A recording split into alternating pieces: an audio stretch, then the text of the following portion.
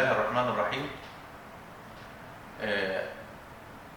أنا خصصت الجزء ده من الحلقة بالنسبة للخطبة لموقف المشرع العراقي من الخطبة والعدول عنها والأثر المترتب على ذلك، على أساس إن ده يبقى جزء مستقل بذاته، وده طبعا على أساس إن هو فرصة بيني وبين السادة المحامين العراقيين للاحتكاك، على اساس ان احنا نشوف ما يسري العمليه في نشر الوعي القانوني. بقول ان المشرع العراقي ما شذش عما صار عليه القانونيين الكويتي والمصري، اذا اعتبر الخطبه وعدا غير ملزم بالزواج، وهذا الوعد ممكن لاي من طرفيه العدول عنه. وبذلك نصت المادة الثالثة من قانون الأحوال الشخصية العراقي رقم 188 من سنة 59 على أن الوعد بالزواج وقراءة الفاتحة والخطبة لا تعتبر عقدا. طيب، حكم المهر والهدايا المقدمة عالجت الموضوع ده المادة 19 من قانون الأحوال الشخصية، فقد نصت الفقرة الثانية منها وعالجت واعتبرت حكم المال المقدم كمهر، حيث نصت على أن إذا سلم الخاطب إلى مخطوبته قبل العقد مالا محسوبا على المهر، ثم عدل أحد الطرفين عن إجراء العقد أو مات أحدهما، فيمكن استرداد ما سلم عينا وإن استهلك فبدلا.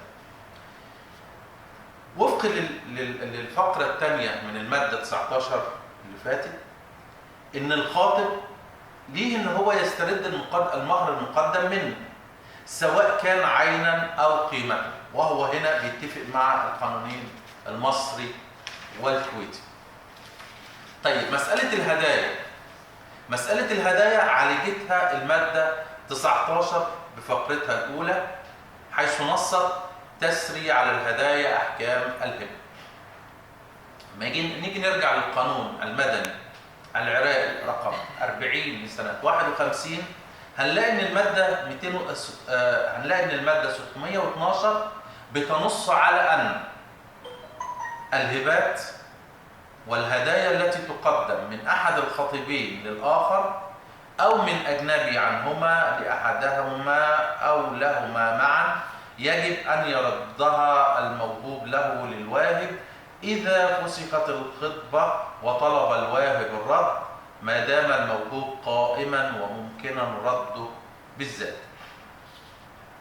وفقا للمادة ديت، يحق للخاطب المهدي الحق في استرداد الهدايا عينا، نفس الهدايا عين، إذا كانت موجودة بذاتها.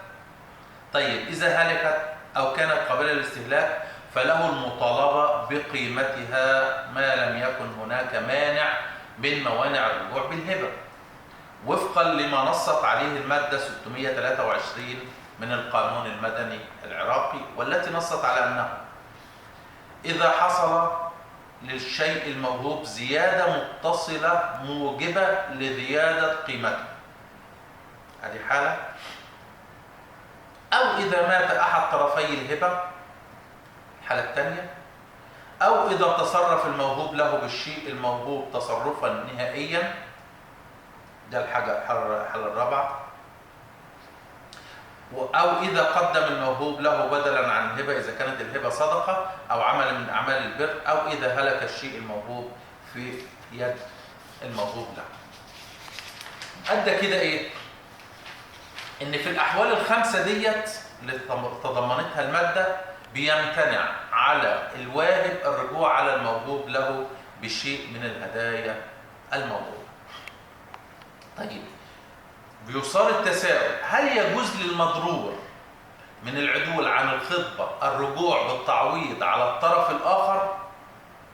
القاعدة الفقهية بتقول إن هو لا ضرر ولا ضرار، وأن الضرر يزال، بالإضافة إن في قاعدة في القانون نظمها القانون المدني اللي هي قاعدة عدم التعسف في استعمال الحق.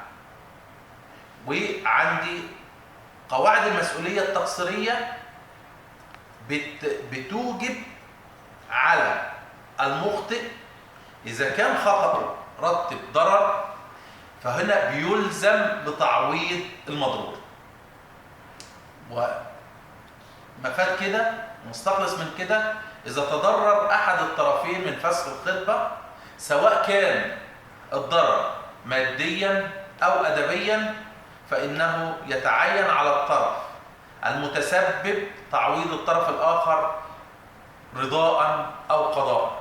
يبقى إذن النهاردة في الحالة دي إن هو هنا يجوز الرجوع بدعوى تعويض على أساس المسؤولية التقصيرية في حال إن هو تضرر الخاطب عن بسبب عدول الطرف الآخر.